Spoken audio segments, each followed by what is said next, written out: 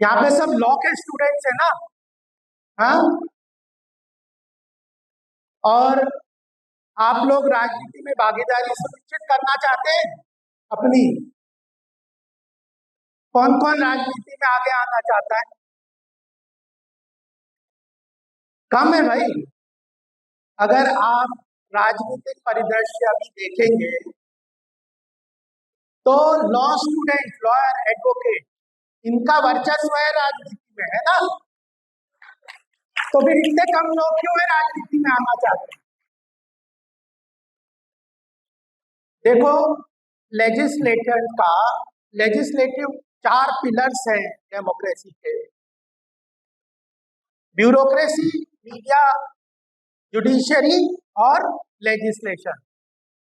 और जो political parties हैं, पॉलिटिकल पार्टिसिपेंट्स हैं, पॉलिटिकल लीडर्स हैं, उनका मुख्य काम क्या है? कानून बनाना। और अच्छे कानून बनेंगे तो जैसे अभी चौधरी साहब ने, हमारे अभी पूर्व वक्ता, कहा कि देश विकसित भारत बनेगा। कैसे बनेगा? अगर अच्छे कानून बने।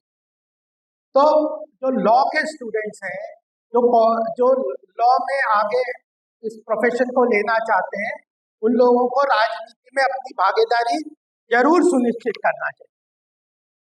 हमारे यहाँ पे अभी हमारे बीच, हमारे पहले जो यहाँ पे हम लोगों ने जिन लोगों को सुना, विनीत जी, हमारे जो पूर्व विधायक जी हैं, हमारे चेयरमैन साहब शेफाली मैम, और प्यारे बच्चों, देखिए, हमारा जब 1947 में भारत स्वतंत्र हुआ तो हमारे संविधान के निर्माताओं ने 2 बातें कही थी: पार्टिसिपेटिव डेमोक्रेसी, यानी जो यूनिवर्सल फ्रेंचाइज। 1947 में हमारे देश में राजनीतिक भागीदारी के लिए सुनिश्चित किया था कि हर व्यक्ति अगर 18 साल से ऊपर की उम्र है तो वो वोट देकर राजनीति में अपनी भागीदारी सुनिश्चित कर सकता है।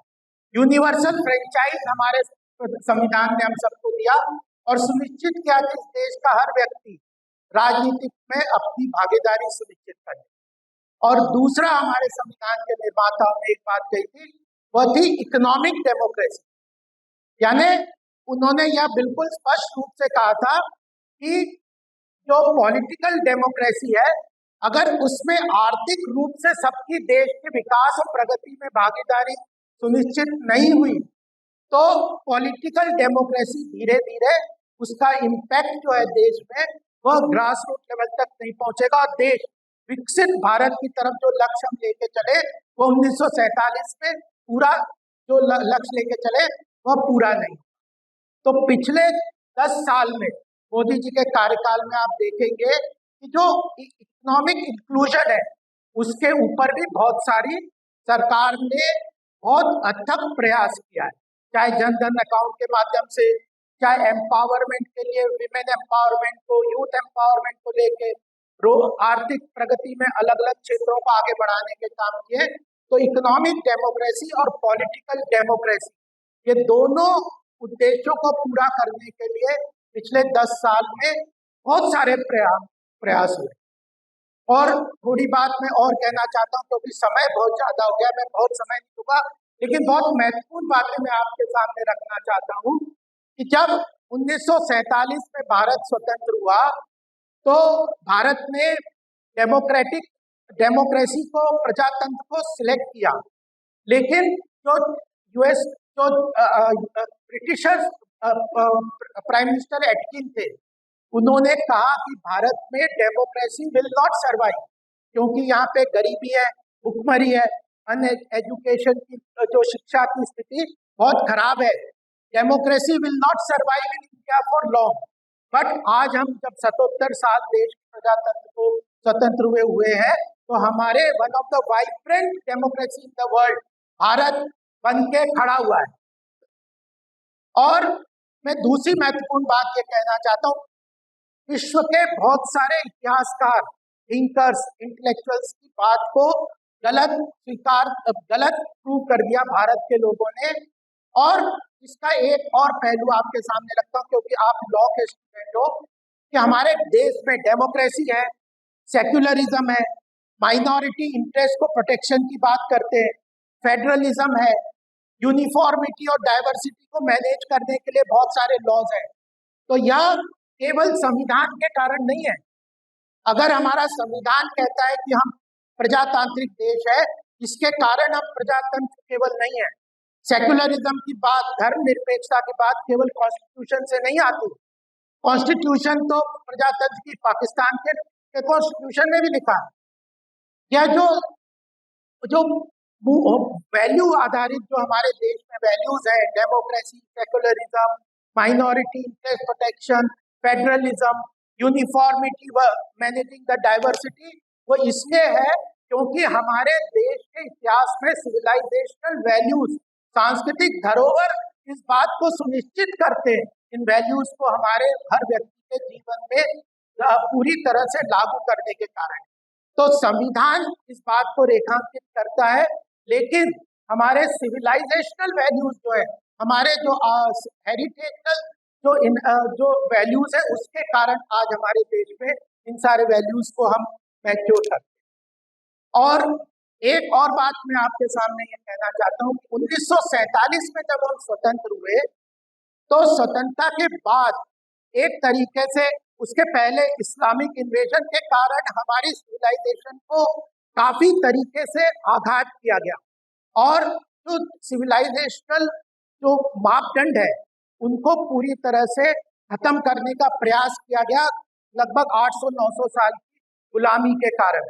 और उसके बाद 200 साल के जो अंग्रेजों का जो शासन आया, उसपे उन्होंने फोर्स तो नहीं किया, पहले तो बाय फोर्स जो सिविलाइजेशनल स्ट्रक्चर को डिस्ट्रॉय करने का प्रयास किया इस्लामिक इन्वेडर्स ने, लेकिन अंग्रेजों ने समझदारी के हिसाब से हमारे माइंडसेट को कॉलोनाइज कर, हमारे माइंड में ऐसा एक नरेशन क्रिएट कर दिया कि भारत के अंदर जो कुछ भी है वह खराब है।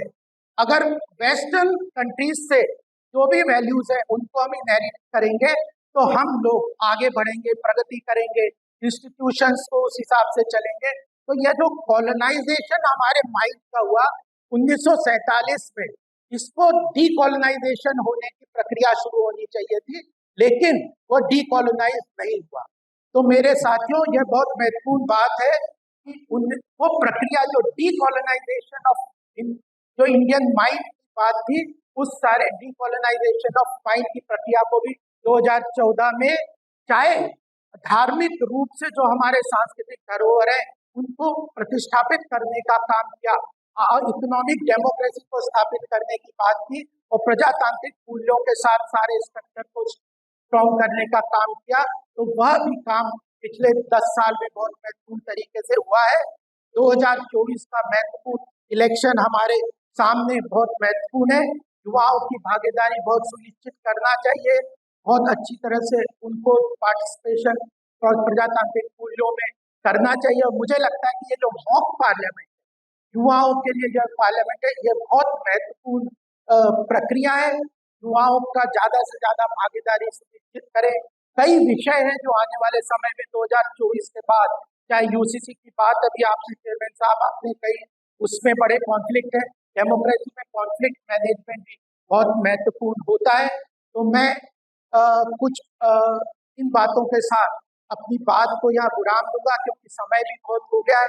बहुत महत्वपूर्ण आप लोगों ने 2 दिन का सेमिनार यहाँ पे किया है, लेकिन इस आह्वान के साथ कि अगर पॉलिटिकल फील्ड में भारतीय जनता पार्टी के स्ट्रक्चर को देखें, तो चाहे अखिल भारतीय विद्यार्थी परिषद के रूप में जिन लोगों ने भागीदारी की है, या भारतीय जनता युवा मोर्चा के रूप में जिन लोगों ने भागीदारी सुनिश्चित की है, उनका ज्यादा से ज्यादा पार्टिसिपेशन भारतीय जनता पार्टी चाहती है। और अब प्रधानमंत्री ने नव मतदाता अभियान भी शुरू किए, तो ऐसे अनेक जो पर्टिकुलर चीजों को लेकर भारतीय जनता पार्टी आगे चल रही है। युवाओं को राजनीति में आगे आना चाहिए, और उज्जवल भविष्य भारत का आने वाले समय में आर्थिक रूप से महाशक्ति के रूप में भी भारत खड़ा होगा, और उसमें सबसे ज्यादा फायदा अगर होने वाला है तो युवाओं का होने वाला है। अमृत काल के रूप में ज्यादा से ज्यादा अगर हम एक्टिवली अपनी बात को अलग अलग प्लेटफॉर्म पे रखेंगे, तो मुझे लगता है कि यह जो आज का मॉक पार्लियामेंट का यह कार्यक्रम है, यह भी सफल होगा, इसका उद्देश्य भी सफल होगा और हम भारत की प्रगति में ज्यादा से ज्यादा अपनी भागीदारी सुनिश्चित करेंगे। इसी के साथ मैं बहुत बहुत आप सबका अभिनंदन और आभार देना चाहता हूँ और मेरे साथ में नारा आप सब लगाएंगे, भारत माता की, भारत माता की।